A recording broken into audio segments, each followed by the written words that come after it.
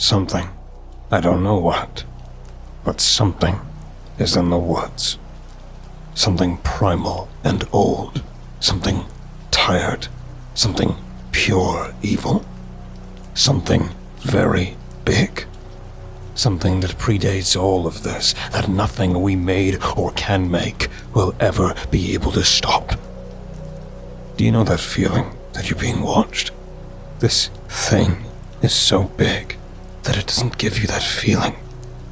It has eyes everywhere, so many that you can't tell whether you are looking at it or the woods. Maybe it is the woods, and we've already lived with it. Something older than the Big Bang or whatever came before it. Something older than our concept of God, or God itself. When it moves, the forest moves with it. It is the forest. One of those things that came long before humans or plants, names, rocks, or sound. It can remain shapeless, which means it can remain deathless, and is not restricted to our space, nor the blue rock that is the earth. Something that, attempting to rationalize or size up, would reduce the hardest men to tears and screams of pure insanity and terror. It came from a place in this hostile universe that is savage, hungry, and primal to its core. The place our God ran from when he created this. It's always watched us, but we are not, and never will be, big enough for it to care. Few men have seen it, and fewer men have understood it. None survive. To see it is to meet fate. Something so terrible and large and beautiful and bizarre shatters the mind and soul.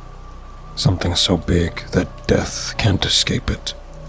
Death simply takes us to a different place, and whatever peace he takes with him, he takes us to a place where it is. Maybe it isn't evil, just primal. Older than concepts and our small, insignificant differences that we so desperately attempt to use to get ahead. It doesn't matter. Nothing matters. And only one thing is certain. There is something in the woods. I wake up again in the cold sweats that I've become used to.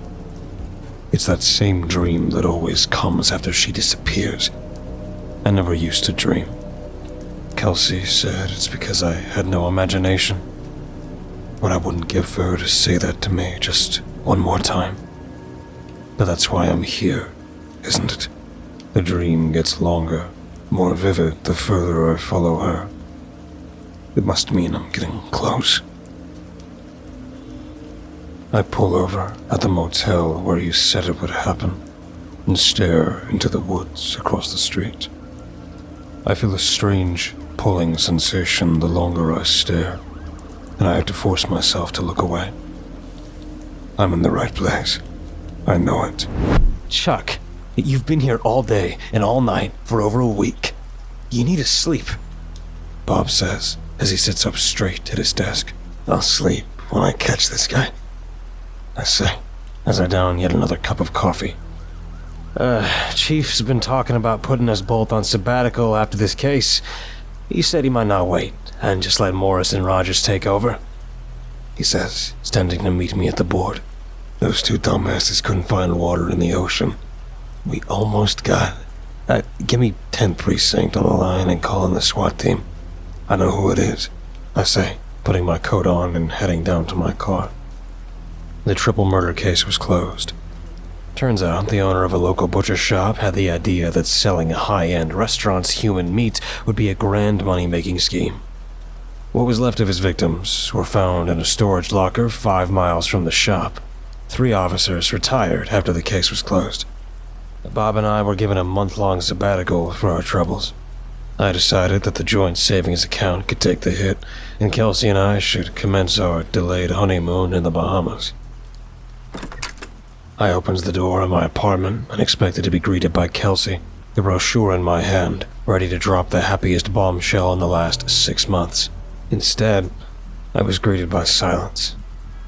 At first, I thought rational husband thoughts. After all, it was 10 a.m. on a Tuesday, and she was a full-time accountant. And then, I see the little piece of paper that would alter the course of my life forever. Don't follow. I love you. Kelsey. I would spend the next few days in a drunken stupor, going through the divorcee grief process, waiting to be served from a different state or a postcard with a new man on it. But nothing came. A week went by, and nothing came. I called, I texted, I emailed, to no avail. I tried to reach her parents, her siblings, all to no avail. I would spend hours staring at the note, trying to find something, anything that would lead me to her. And as if my pathetic state was so moving that it caught the attention of something beyond our realm, I was thrown a cosmic bone. A glint of light would expose the symbol drawn in invisible ink. This is where having an old flame in the FBI comes in handy, and soon after calling in a few favors, I received the phone call. You know, it's not every day that you get something from a secret organization. I'm still amazed that you even found it. Sid muses. I'm a detective. That's kind of my thing, I say, taking another drag of my cigarette as I stare out into the skyline. Well, I hate to be the bearer of bad news, Chucky, but these guys are good. I've found jack shit on the internet about it, aside from a few scattered remnants here and there. Do you have a general location? Got the feeling that this isn't a symbol you find just anywhere. A few scattered carvings on trees, a few tattoos. Give me 2 seconds. Alright, I've narrowed it down. North Carolina ringing any bells? I almost dropped my cigarette. She went home, I say, feeling like an idiot for not thinking of it sooner. Look, I know what you're thinking, but let's try and think rational here. I don't know if it's a good idea that you just go stomping around her neck of the woods. People leave each other all the time. She wouldn't leave me, I almost screamed into the phone. Almost a minute of silence passes. I'll give you a call if I can find anything more. Don't do anything stupid. She hangs up before I can say another word. As I walk toward the plane, I get a strange feeling that I'm being watched. I look around to see who's making the hair on the back of my neck rise, until I see him.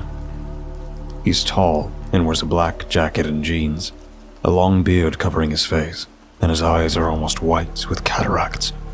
But somehow, I know that he still sees me. He continues to walk towards me, and I feel my hand drift into my pocket and feel the cold metal of the pocket knife. I wait until he stands next to me, and as he's walking, I hear him say one word. Usurper. The word has burned itself into my mind and stays with me until I drift into sleep on the flight. That's when I had the first dream. I stand in the clearing, looking at the tree line of the woods.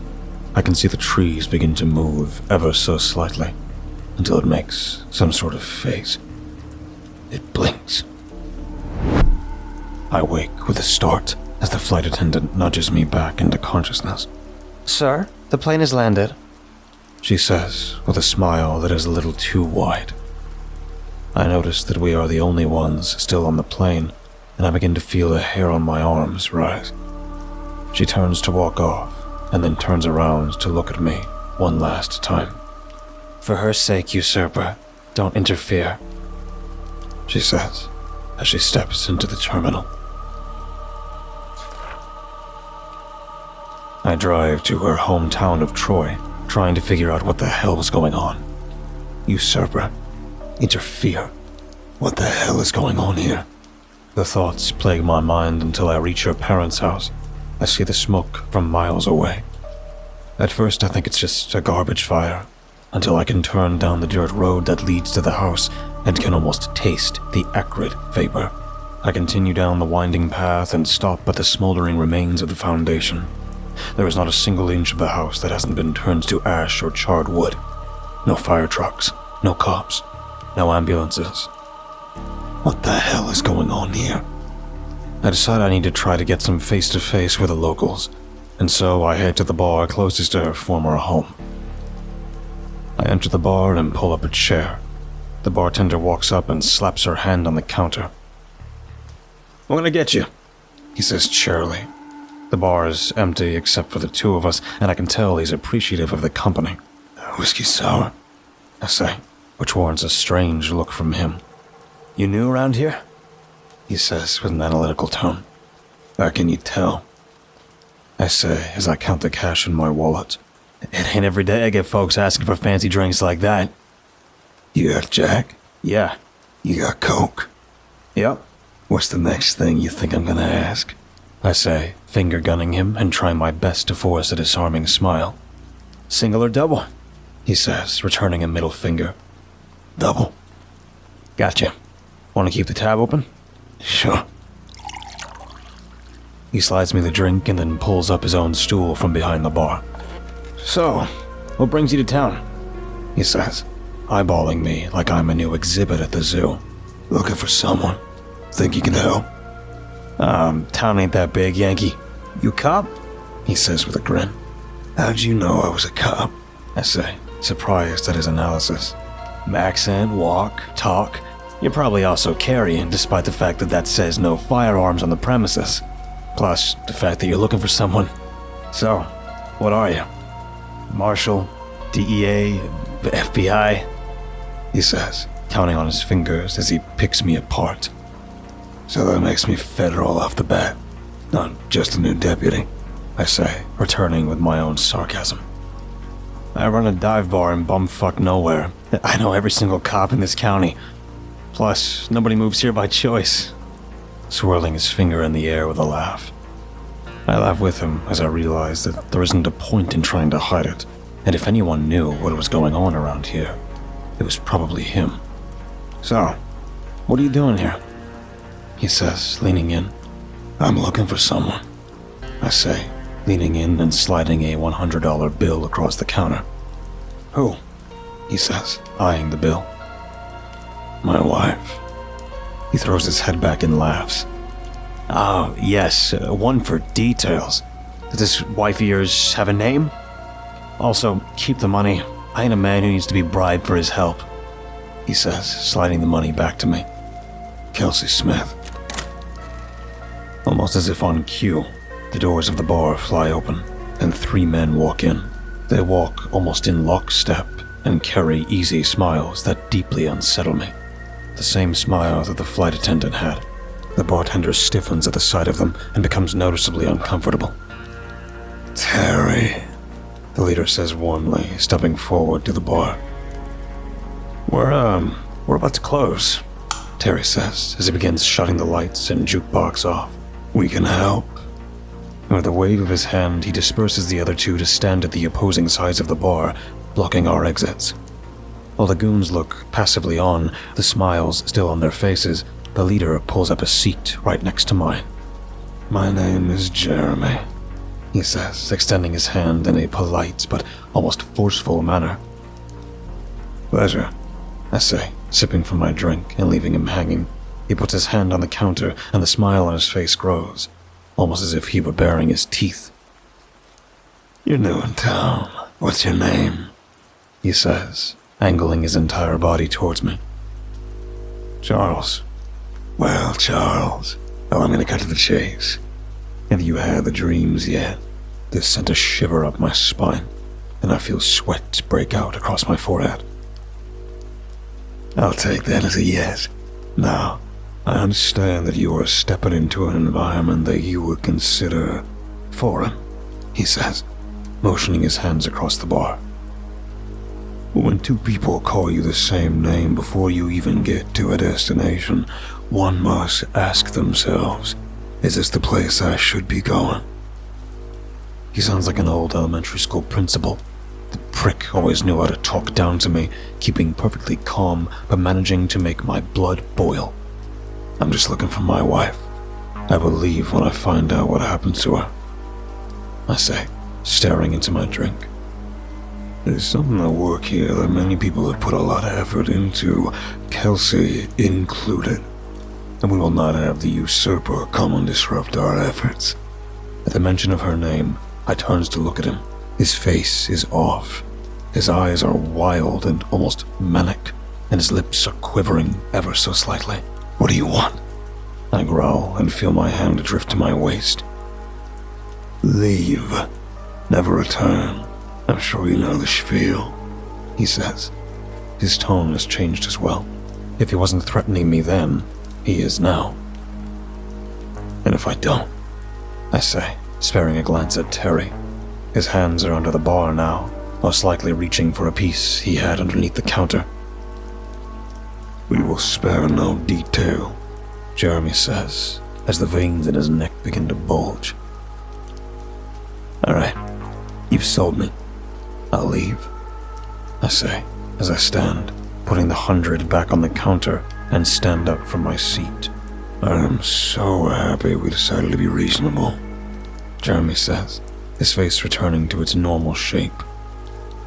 Without a further word, I get in my car and begin speeding down the road.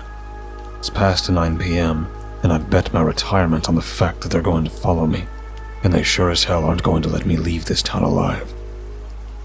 I drive for about 10 minutes down the dark, winding roads, long enough for me to realize that I haven't seen anyone else on the road, which is strange in its own right.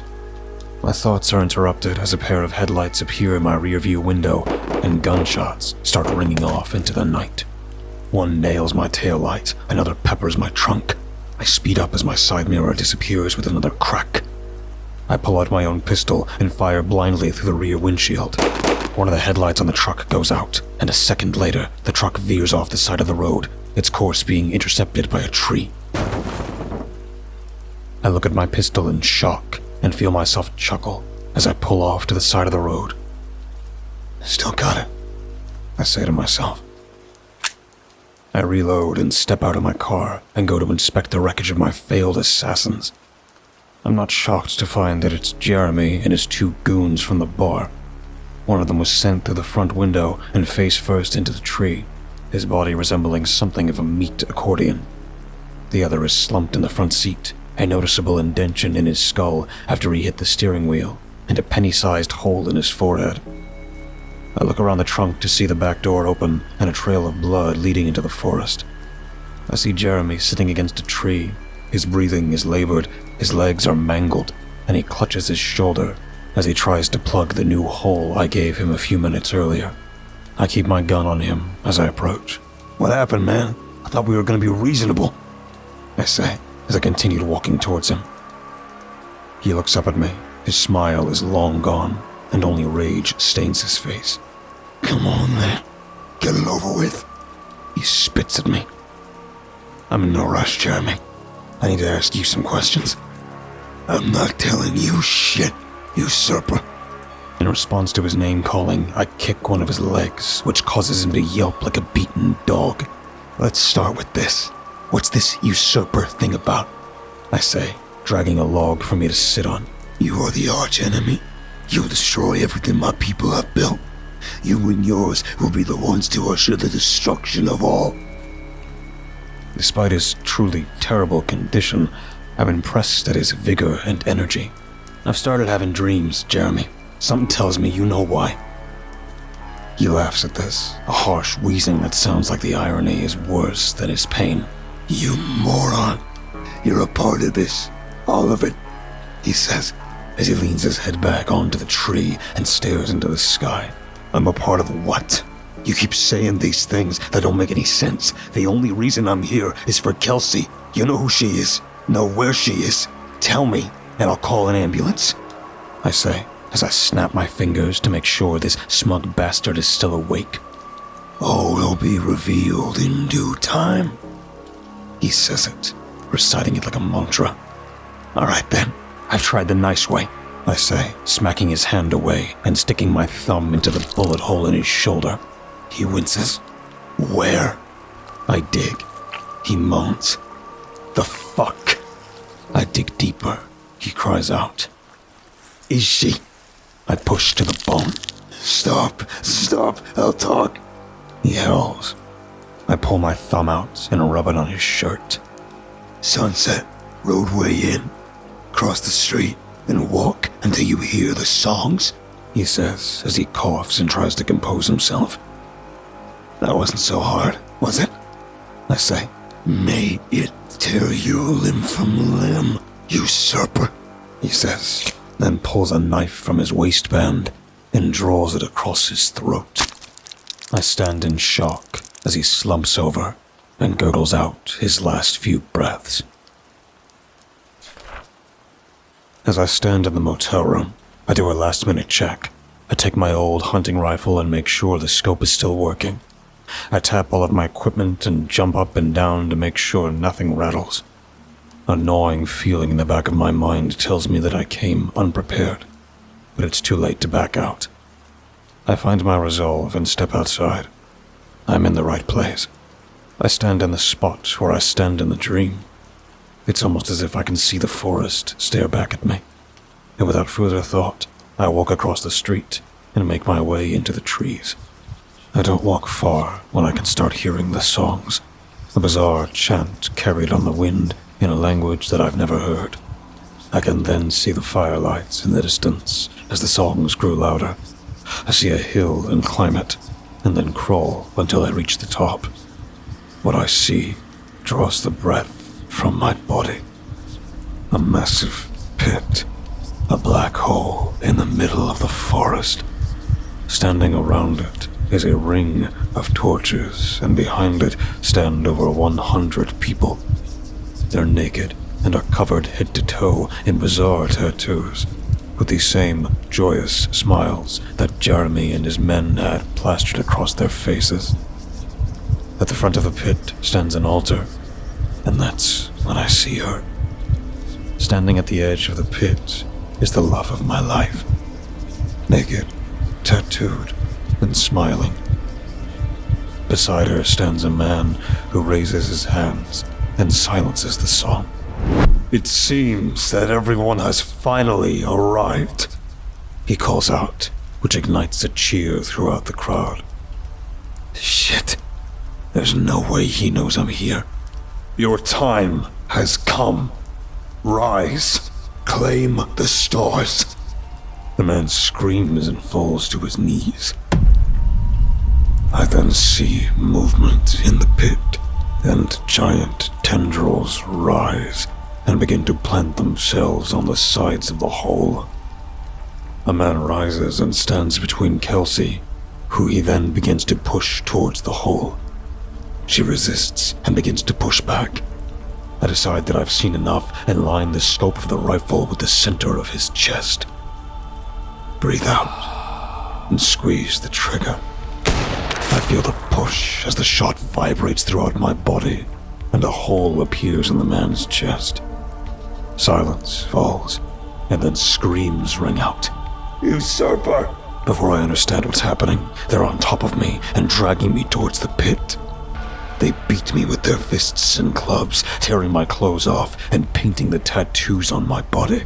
I try to fight, but they hold me down and drag me to the altar. I am brought to my knees before the altar and look at Kelsey. She's joined by an old woman who raises her hand to bring the crowd to silence. "The false vessel has been disposed. The usurper has come to lead us to the stars." I'm brought to my feet and led to the edge of the pit. I feel a hand grab mine. I look to see Kelsey holding on to me. She pulls me into an embrace, pulls away, and leans into my ear. "Trust me," she says, and then shoves me into the abyss. I'm falling. I fall for what seems like hours and seconds. I finally land. I begin to sink, and I realized I haven't landed on the ground, but something warm, something alive. I then feel the tendrils wrap around me and pull me in.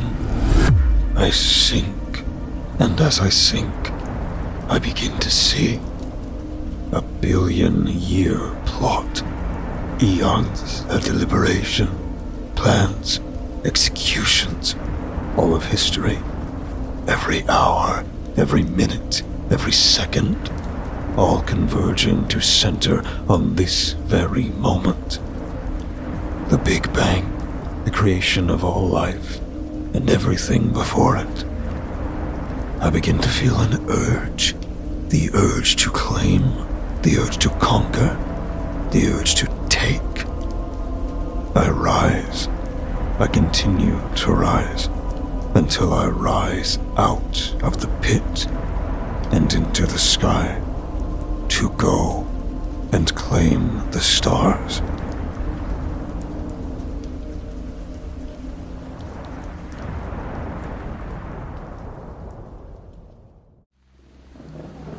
Thank you for listening and delving with me into the dark together.